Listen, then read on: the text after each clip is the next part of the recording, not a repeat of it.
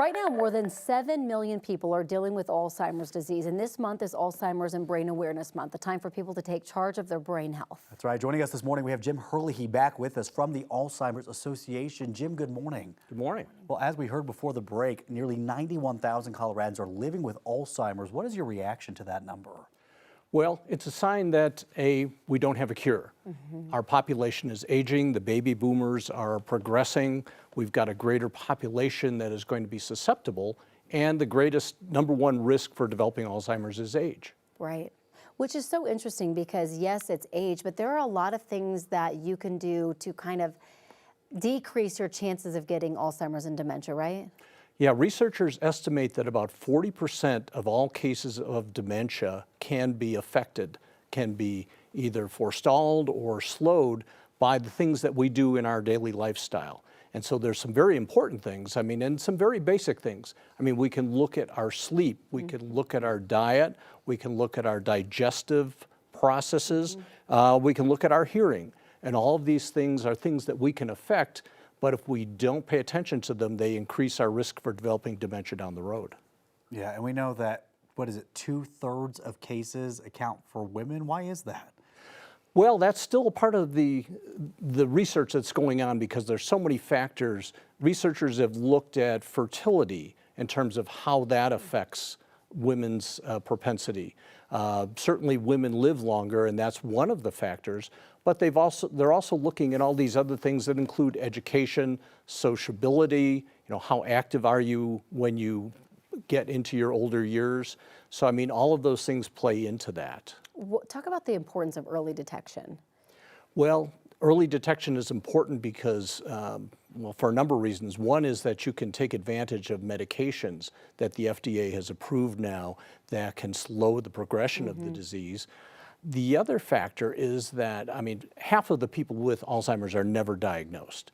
And there are symptoms that are similar that can mimic Alzheimer's that come from things like vitamin deficiencies, diabetes, depression, menopause, Lyme disease. There's a laundry list of things that can create the symptoms of Alzheimer's, and if you don't get tested by your physician, you don't know if you've got a condition that can be treated and reversed, or if you've got Alzheimer's, then what do we do now? Right. And remind us the parameters of getting tested. When is that recommended?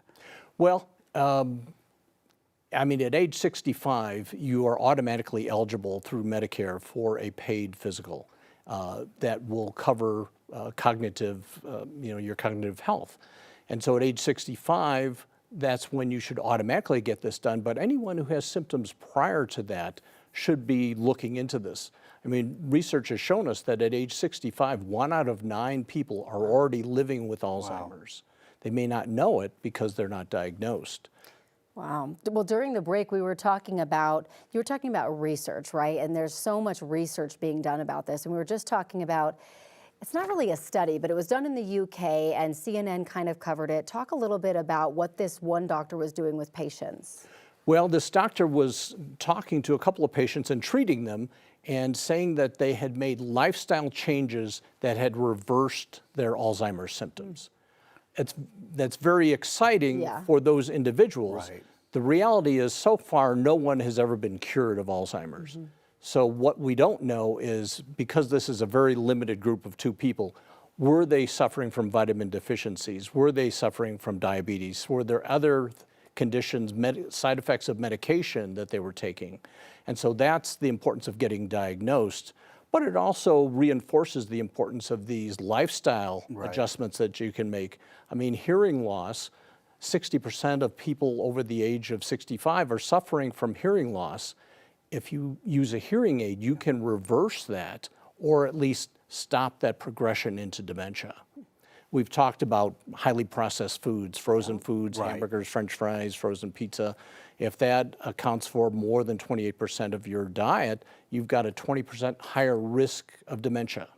But don't even talk about the sleep, right? I know. Yeah. I know right. that's No, on there. exactly. Yes, and never too early to make these adjustments to your life. Really quickly, for anybody who would like to get more information about the disease, where can they go to find that? Well, they can go to our website, alz.org, And we also have a free 24/7 helpline. It's staffed by trained professionals around the clock, 800-272-3900. People with just questions about, is there anything I should worry about? Where do I go for more information? Where do I get help in my community? Right.